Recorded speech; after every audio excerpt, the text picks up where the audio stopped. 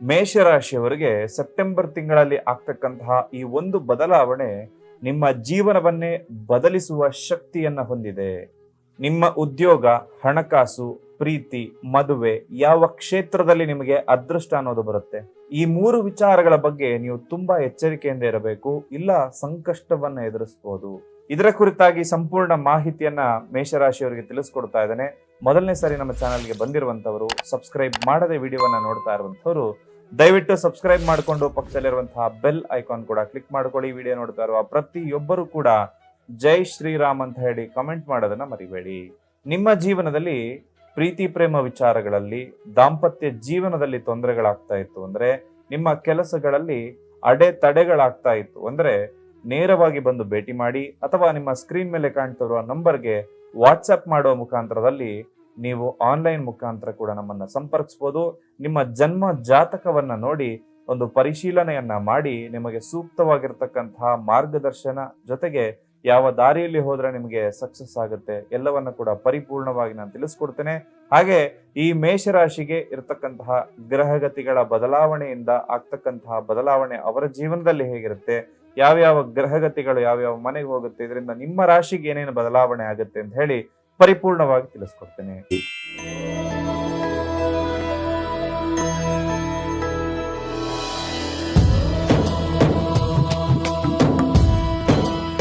ಮೊದಲನೇದಾಗಿ ಈ ಮಾಸದಲ್ಲಿರ್ತಕ್ಕಂತಹ ಗ್ರಹಗತಿಗಳ ಬದಲಾವಣೆಗಳು, ಯಾವ ಗ್ರಹ ಯಾವ ರಾಶಿಯ ಪ್ರವೇಶವನ್ನ ಮಾಡುತ್ತೆ ಅಂತ ಹೇಳಿ ನೋಡೋದಾಯ್ತು ಅಂದ್ರೆ, ಸೆಪ್ಟೆಂಬರ್ 2ನೇ ತಾರೀಕಿಗೆ ಶುಕ್ರ ತನ್ನ ನೀಚ ಸ್ಥಾನದಿಂದಾಗಿ ತುಲಾ ರಾಶಿಯ ಪ್ರವೇಶವನ್ನು ಮಾಡ್ತಾ ಇರುವಂತದ್ದು. ಸೆಪ್ಟೆಂಬರ್ 7ನೇ ತಾರೀಕಿಗೆ ಬುಧ ಕನ್ಯಾ ರಾಶಿಯ ಪ್ರವೇಶ ಮಾಡತಕ್ಕಂಥದ್ದು. ಇದು ಬುಧ ಗ್ರಹಕ್ಕೆ ಉಚ್ಚ ಸ್ಥಾನ ಆಗಿರುತ್ತೆ. ಸೆಪ್ಟೆಂಬರ್ 17ನೇ ತಾರೀಕಿಗೆ ಸೂರ್ಯಗ್ರಹ ಕನ್ಯಾ ರಾಶಿಯ ಪ್ರವೇಶ ಮಾಡಿದ್ರೆ, ಸೆಪ್ಟೆಂಬರ್ 18ಕ್ಕೆ ಕುಜಗ್ರಹ ಕರ್ಕಾಟಕ ರಾಶಿಯ ಪ್ರವೇಶ ಮಾಡತಕ್ಕಂಥದ್ದು. ಇದು ಕುಜನಿಗೆ ನೀಚ ಸ್ಥಾನ ಆಗಿರುತ್ತೆ. ಸೆಪ್ಟೆಂಬರ್ 26ನೇ ತಾರೀಕಿಗೆ ಬುಧ ಗ್ರಹ ತುಲಾ ರಾಶಿಯ ಪ್ರವೇಶವನ್ನ ಮಾಡುತ್ತೆ. ಇದರಿಂದಾಗಿ ನಿಮ್ಮ ಜೀವನದಲ್ಲಿ ಏನೇನು ಬದಲಾವಣೆಗಳಾಗುತ್ತೆ ಅಂತ ಹೇಳಿ ತಿಳಿಸ್ಕೊಡ್ತೇನೆ. ಜೊತೆಗೆ ಈ ಮಾಸದಲ್ಲಿ ಬರ್ತಕ್ಕಂತಹ ವಿಶೇಷವಾದಂತಹ ಒಂದು ಹಬ್ಬ, ನಾವೆಲ್ಲರೂ ವರ್ಷ ಪೂರ್ತಿ ಕಾಯುವಂತಹ ಹಬ್ಬ, ಅದು ಗಣೇಶ ಚತುರ್ದಶಿ. ಯಾಕೆ ಈ ಗಣೇಶ ಚತುರ್ದಶಿ ವಿಶೇಷವಾಗುತ್ತಪ್ಪ ಅಂತಂದ್ರೆ, ಬಹಳ ಜನರಿಗೆ ಗೊತ್ತಿಲ್ಲದೆ ಇರುವಂತಹ ಒಂದು ವಿಚಾರ ಇವತ್ತು ತಿಳಿಸ್ಕೊಡ್ತಾ ಇದ್ದೇನೆ. ಏನಂದ್ರೆ, ಕಲಿಯುಗದಲ್ಲಿ ಅಂದ್ರೆ ಈಗ ನಾವು ಯಾವ ಕಾಲದಲ್ಲಿ ಬದುಕ್ತಾ ಇದ್ದೇವೋ, ಈ ಕಲಿಯುಗದಲ್ಲಿ ತುಂಬಾ ಬೇಗ ವರವನ್ನ ಕೊಡುವಂಥದ್ದು ಯಾರು ಅಂತಂದ್ರೆ, ಒಂದು ಗಣಪತಿ, ಇನ್ನೊಂದು ಆ ತಾಯಿ ದುರ್ಗಾ ಮಾತೆ. ಹಾಗಾಗಿ ಗಣೇಶನ ಆರಾಧನೆ ಅಂತಕ್ಕಂಥದ್ದನ್ನ ಬಹಳ ವಿಶೇಷವಾಗಿ ದೇಶದಾದ್ಯಂತ ನಾವು ಮಾಡ್ತಾ ಇರ್ತೇವೆ. ಜೊತೆಗೆ ಈ ದಿನ ನಿಮ್ಮ ಕಷ್ಟ ಕಾರ್ಪಣ್ಯಗಳೆಲ್ಲವೂ ಕೂಡ ಪರಿಹಾರ ಆಗ್ಲಿಕ್ಕೆ ವಿಶೇಷವಾಗಿರ್ತಕ್ಕಂತಹ ಒಂದು ತಂತ್ರವನ್ನ ತಿಳಿಸ್ಕೊಡ್ತೇನೆ. ಇದನ್ನ ಕೂಡ ನೀವು ಮಾಡೋದ್ರಿಂದ ನಿಮ್ಮ ಸಕಲ ಕಷ್ಟಗಳು, ಮುಖ್ಯವಾಗಿ ಹಣಕಾಸಿನ ಸಮಸ್ಯೆ ಇರುವಂತವರಾಗಿರ್ಬೋದು, ಅಥವಾ ವಿದ್ಯಾರ್ಥಿಗಳಾಗಿರ್ಬೋದು, ಕರಿಯರ್ನಲ್ಲಿ ತೊಂದರೆಗಳಾಗ್ತಾ ಇರುವಂತದ್ದು, ಅಥವಾ ಸಂತಾನ ಸಮಸ್ಯೆಗಳನ್ನ ಎದುರಿಸ್ತಾ ಇರುವಂತವರಿಗೆ ವಿಶೇಷವಾಗಿರ್ತಕ್ಕಂತಹ ಪರಿಹಾರ ಇದಾಗಿರುತ್ತೆ, ತಂತ್ರ ಇರುತ್ತೆ. ಜೀವನದಲ್ಲಿ ಗೆಲ್ಲಬೇಕು ಅಂತ ನೀವು ಯೋಚನೆ ಮಾಡ್ತಾ ಇದ್ರು ಅಂದ್ರೆ ಖಂಡಿತವಾಗ್ಲೂ ಈ ಸಾಧನೆಯನ್ನ ಗಣೇಶ ಚತುರ್ದಶಿ ದಿನ ನೀವು ಮಾಡ್ಕೋಬಹುದು. ವಿನಾಯಕ, ವಿಘ್ನರಾಜ ಅಂತ ಏನಕ್ಕೆ ನಾವು ಗಣೇಶನನ್ನ ಕರಿತೇವೆ ಅಂದ್ರೆ, ವಿಘ್ನಗಳನ್ನ ನಿವಾರಣೆ ಮಾಡುವಂತದ್ರಲ್ಲಿ ಗಣೇಶ ಯಾವತ್ತಿದ್ರೂ ಮುಂಚೂಣಿಯಲ್ಲಿರ್ತಕ್ಕಂತಹ ದೈವ ಆಗಿರುತ್ತೆ.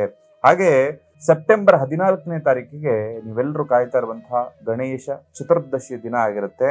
ನಿಮ್ಮ ಕಷ್ಟಗಳು ಪರಿಹಾರ ಆಗ್ಲಿಕ್ಕೆ ಈ ತಂತ್ರವನ್ನ ನೀವು ಮಾಡ್ಕೋಬಹುದು. ಗಣೇಶನಿಗೆ ಪ್ರಿಯವಾಗಿರ್ತಕ್ಕಂತಹ ವಸ್ತುಗಳು ಯಾವ್ದಪ್ಪ ಅಂತಂದ್ರೆ, ಒಂದು ಬಿಳಿ ಎಕ್ಕದ ಹೂವಿನ ಮಾಲೆ, ಕೆಂಪು ದಾಸವಾಳದ ಹೂ, ಗರಿಕೆ ಹುಲ್ಲು, ಕಡಬು ಅಥವಾ ಮೋದಕ, ಜೊತೆಗೆ ವಿಶೇಷವಾಗಿರ್ತಕ್ಕಂಥದ್ದು ಬಾಳೆಯ ಹಣ್ಣು. ಇದನ್ನ ಈ 5 ವಸ್ತುಗಳನ್ನ ನೀವು ಗಣೇಶನ ದೇವಾಲಯಕ್ಕೆ ತೆಗೆದುಕೊಂಡು ಹೋಗಿ, ಅಥವಾ ಗಣೇಶನ ಎಲ್ಲಿ ಕೂರಿಸಿರ್ತೀರಲ್ಲ ಅಂತಹ ಸ್ಥಳಕ್ಕೆ ತೆಗೆದುಕೊಂಡು ಹೋಗಿ ನೀವು ಅಲ್ಲಿ ನೈವೇದ್ಯವಾಗಿ ಅದನ್ನ ಇಟ್ಟು, ಅಲ್ಲಿ ಬಂದಿರತಕ್ಕಂತಹ ಭಕ್ತಾದಿಗಳಿಗೆ ಅದನ್ನ ಹಂಚಿಬಿಟ್ಟು ವಿಶೇಷವಾಗಿರ್ತಕ್ಕಂತಹ ಸ್ತೋತ್ರ ಹೇಳಿಕೊಡ್ತೇನೆ. ಈ ಸ್ತೋತ್ರವನ್ನ ಅವತ್ತಿನ ದಿನದಿಂದ ನೀವು ಹೇಳಲಿಕ್ಕೆ ಪ್ರಾರಂಭ ಮಾಡಿ. ಖಂಡಿತವಾಗ್ಲೂ ಕೂಡ ನಿಮ್ಮ ಸಂಕಷ್ಟಗಳು ಎಷ್ಟೇ ಇದ್ರೂ ಪರಿಹಾರ ಆಗುತ್ತೆ. ಲಕ್ಷ ಕೋಟಿ ಸಾಲಗಳಿದ್ರೂ ಕೂಡ ಅದು ಪರಿಹಾರ ಆಗುತ್ತೆ. ಇದು ಶ್ರೀ ಸಂಕಟನಾಶನ ಗಣೇಶ ಸ್ತೋತ್ರ. ಪ್ರಣಮ್ಯ ಶಿರಸಾ ದೇವಂ ಗೌರೀಪುತ್ರಂ ವಿನಾಯಕಂ ಭಕ್ತಾವಾಸಂ ಸ್ಮರೇ ನಿತ್ಯಂ ಆಯು ಕಾಮಾರ್ಥ ಸಿದ್ಧಯೇ. ಪ್ರಥಮಂ ವಕ್ರತುಂಡಂ ಚ ಏಕದಂತಂ ದ್ವಿತೀಯಕಂ ತೃತೀಯಂ ಕೃಷ್ಣಪಿಂಗಾಕ್ಷಂ ಗಜವಕ್ತ್ರಂ ಚತುರ್ಥಕಂ ಲಂಬೋದರಂ ಪಂಚಮಂ ಚ ಷಷ್ಠಂ ವಿಕಟಮೇವ ಚ ಸಪ್ತಮಂ ವಿಘ್ನರಾಜೇಂದ್ರಂ ಧೂಮ್ರವರ್ಣಂ ತಥಾಷ್ಟಮಂ ನವಮಂ ಬಾಲಚಂದ್ರಂ ಚ ದಶಮಂ ತು ವಿನಾಯಕಂ ಏಕಾದಶಂ ಗಣಪತಿಂ ದ್ವಾದಶಂ ತು ಗಜಾನನನ್ ದ್ವಾದಶೈತಾನಿ ನಾಮಾನಿ ತ್ರಿಸಂಧ್ಯ ಯಪ್ಪಟೇನ್ನರಃ ನ ಚ ವಿಘ್ನ ಭಯಂ ತಸ್ಯ ಸರ್ವಸಿದ್ಧಿ ಖರಂ ಪ್ರಭೋ ವಿದ್ಯಾರ್ಥಿ ಲಭತೆ ವಿದ್ಯಾಂ ಧನಾರ್ಥೆ ಲಭತೆ ಧನಂ ಪುತ್ರಾರ್ಥೆ ಲಭತೆ ಪುತ್ರಂ ಮೋಕ್ಷಾರ್ಥೆ ಲಭತೆ ಗತಿಂ ಜಪೇತ್ ಗಣಪತಿ ಸ್ತೋತ್ರಂ ಶಬ್ದಿರ್ ಮಾಸೇ ಫಲಂ ಲಭೇತ್ ಸಂವತ್ಸರೇಣ ಸಿದ್ಧಿಂ ಚ ಲಭತೆ ನಾತ್ರ ಸಂಶಯಃ ಅಷ್ಟಭ್ಯೋ ಬ್ರಾಹ್ಮಣೇಭ್ಯಶ್ಚ ಲಿಖಿತ್ವಾಯ ಸಮರ್ಪಯೇತ್ ತಸ್ಯ ವಿದ್ಯಾ ಭವೇತ್ ಸರ್ವ ಗಣೇಶಸ್ಯ ಪ್ರಸಾದಿತಃ ಇತಿ ಶ್ರೀ ನಾರದ ಪುರಾಣೆ ಸಂಕಷ್ಟನಾಶನಂ ನಮಃ ಶ್ರೀ ಗಣಪತಿ ಸ್ತೋತ್ರಂ ಸಂಪೂರ್ಣಂ. ಸೆಪ್ಟೆಂಬರ್ ತಿಂಗಳು ಮೇಷರಾಶಿಯವರಿಗೆ ವೃತ್ತಿಯಲ್ಲಿ ಬೆಳವಣಿಗೆ ಅಂತಕ್ಕಂಥದ್ದು ಕಾಣಿಸ್ತಾ ಇರುವಂತದ್ದು. ಉತ್ತಮ ಅವಕಾಶಗಳು, ಕೆಲಸ ಹುಡುಕ್ತಾ ಇತ್ತು ಅಂದ್ರೆ ಉತ್ತಮ ಅವಕಾಶಗಳೆಲ್ಲವೂ ಕೂಡ ನಿಮಗೆ ತಂದ್ಕೊಡುತ್ತೆ. ಹೊಸ ಜವಾಬ್ದಾರಿಗಳು ಸಿಗುತ್ತೆ ನಿಮ್ಮ ಕೆಲಸದ ಸ್ಥಳದಲ್ಲಿ. ಆ ಜವಾಬ್ದಾರಿಗಳನ್ನ ನೀವು ಸ್ವೀಕರಿಸಿದಾಗ ನಿಮ್ಮ ಕೆಲಸವನ್ನ ಮೆಚ್ಚಿ ನಿಮಗೆ ಪ್ರೇರಣೆಯನ್ನ ತೆಗೆದುಕೊಂಡು ನೀವು ಒಂದಷ್ಟು ಉನ್ನತ ಸ್ಥಾನಕ್ಕೆ ಹೋಗುವಂತಹ ಒಂದು ಸಾಧ್ಯತೆ ಇರ್ತಕ್ಕಂಥದ್ದು. ಉದ್ಯೋಗ ಬದಲಾವಣೆ ಮಾಡ್ಲಿಕ್ಕೆ ಯೋಚನೆ ಮಾಡ್ತಾ ಇದ್ರೆ ಹೊಸ ಅವಕಾಶಗಳು ಕೂಡ ನಿಮಗೆ ಸಿಗುವಂತದ್ದು. ಮೇಲಧಿಕಾರಿಗಳ ಜೊತೆ ಮಾತಾಡ್ಬೇಕಾದ್ರೆ ಸ್ವಲ್ಪ ಆತುರವನ್ನ ಮಾಡ್ಲಿಕ್ಕೆ ನೀವು ಯಾವುದೇ ಕಾರಣಕ್ಕೂ ಕೂಡ ಹೋಗ್ಬಾರ್ದು. ಈ ತಿಂಗಳಲ್ಲಿ ನಿಮ್ಮ ಕೌಶಲ್ಯವನ್ನ ಪ್ರದರ್ಶನ ಮಾಡೋದಕ್ಕೆ ಯಾವುದೇ ಕಾರಣಕ್ಕೂ ಹಿಂಜರಿಯೋದಕ್ಕೆ ಹೋಗ್ಬೇಡಿ. ನಿಮ್ಮ ರಾಶ್ಯಾಧಿಪತಿ ಆಗಿರ್ತಕ್ಕಂತಹ ಕುಜ ಏನಿದಾನೆ ಅವನು ತನ್ನ ನೀಚ ಸ್ಥಾನದಲ್ಲಿರ್ತಾನೆ. ಇದರಿಂದಾಗಿ ಇದು ನಿಮ್ಗೆ 4ನೇ ಮನೆ ಆಗಿರುತ್ತೆ. ಇದರಿಂದಾಗಿ ಬಹಳ ವಿಶೇಷವಾಗಿ ಪ್ರಾಪರ್ಟಿ ವ್ಯವಹಾರವನ್ನ ಏನಾದ್ರು ಮಾಡ್ತಾ ಇದ್ರಿ ಅಂದ್ರೆ ಈ ಕುಜನ ಬದಲಾವಣೆ ಆಗ್ತಕ್ಕಂಥದ್ರವರೆಗೂ ಕೂಡ ಯಾವುದೇ ವ್ಯವಹಾರ ಮಾಡ್ಬೇಡಿ. ವಾಹನ ಖರೀದಿ ಮಾಡ್ಲಿಕ್ಕೆ ಹೋಗ್ಬೇಡಿ. ಅದನ್ನೆಲ್ಲ ಸ್ವಲ್ಪ ಮುಂದಕ್ಕೆ ಹಾಕೊಂಡ್ರೆ ಮೇಷರಾಶಿಯವರಿಗೆ ಖಂಡಿತವಾಗ್ಲೂ ಕೂಡ ಒಳ್ಳೇದು. ಹಾಗೆ ಪ್ರೀತಿ ಜೀವನದಲ್ಲಿ ಸ್ವಲ್ಪ ಭಾವನಾತ್ಮಕ ಏರಿಳಿತ ಅಂತಕ್ಕಂಥದ್ದು ಕೂಡ ಕಂಡು ಬರ್ತಾ ಇರುವಂತದ್ದು. ಸಂಗಾತಿ ಜೊತೆಗೆ ಸಣ್ಣ ವಿಚಾರಗಳಲ್ಲಿ ಅದನ್ನ ಸಣ್ಣದಿದ್ದಾಗ್ಲೇ ಪರಿಹಾರ ಮಾಡ್ಕೊಂಡ್ರೆ ಒಳ್ಳೇದು. ದೊಡ್ಡದಾಗೋದಕ್ಕೆ ಅವಕಾಶವನ್ನ ಕೊಡ್ಲಿಕ್ಕೆ ಹೋಗ್ಬೇಡಿ. ಪ್ರೀತಿಯಲ್ಲಿರ್ತಕ್ಕಂಥವರು ಸಂಬಂಧಗಳನ್ನ ಮುಂದಿನ ಹಂತಕ್ಕೆ ಅಂದ್ರೆ ವಿವಾಹದ ಒಂದು ಹಂತಕ್ಕೆ ತೆಗೆದುಕೊಂಡು ಹೋಗುವ ಸಾಧ್ಯತೆಗಳು ಕೂಡ ಬರುತ್ತೆ. ಅದಕ್ಕೆ ಸಂಬಂಧಪಟ್ಟಂತಹ ಚರ್ಚೆಗಳು ಕೂಡ ಆಗ್ಬೋದು. ಇನ್ನು ಒಂಟಿಯಾಗಿರ್ತಕ್ಕಂಥವ್ರು, ಸಿಂಗಲ್ ಆಗಿರ್ತಕ್ಕಂತಹ ವ್ಯಕ್ತಿಗಳಿಗೆ ಹೊಸ ವ್ಯಕ್ತಿಗಳ ಪರಿಚಯ ಕೂಡ ಈ ಮಾಸದಲ್ಲಿ ಆಗುತ್ತೆ. ಆರೋಗ್ಯದ ವಿಚಾರವಾಗಿ ನೋಡೋದಾಯ್ತು ಅಂದ್ರೆ ಸ್ವಲ್ಪ ಒತ್ತಡದ ಸಂದರ್ಭ ಆಗಿರುತ್ತೆ. ಕುಜ ನೀಚನಾಗಿರೋದ್ರಿಂದ ನಿದ್ರೆಯ ಒಂದ್ ಸ್ವಲ್ಪ ಕೊರತೆಗಳಾಗ್ಬೋದು.